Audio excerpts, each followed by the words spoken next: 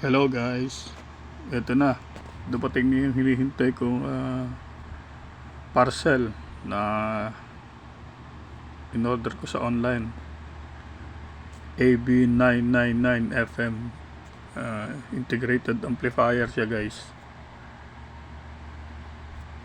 Kaya ko siya in-order kasi maganda yung mga features niya. Gustuhan ko. Kumbaga sa pagkain, meron na siyang ulam, may kanin, may kasama na ring drinks. Kumbaga kumpleto na. Ayan. Oh wow, ayan siya. Naka-plastic pa siya. Tapos meron pa siyang styrofoam na protection. Ayan. Aalis na natin sa sakon. Ayan. Medyo ingat na ingat pa, syempre bago. Ayan. Yeah, medyo masikip. Oops. Guys, medyo dumulas. Tinesting ko lang kung matigas, kung matibay. Matibay siya guys. Ayan. Plastic pa siya. Tsaka alam niyo guys, ang kagandahan kasi nito, meron na rin siyang fan sa likod. So, hindi siya masyadong iinit kasi may blower. Kaya nagustuhan ko rin to. Isa pa, yung presyo niya affordable natin pang masa. Ayan siya guys, maganda siya, makinis. Wala naman siyang gasgas. May kasama na siyang remote. Yun nga, isa pa guys, maganda may remote.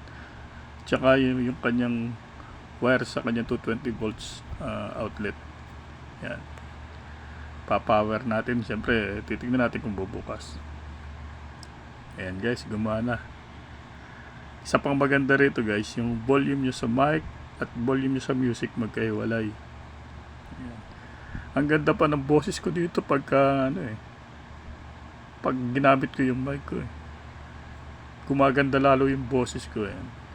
Meron din siyang saksakan ng USB, SD card.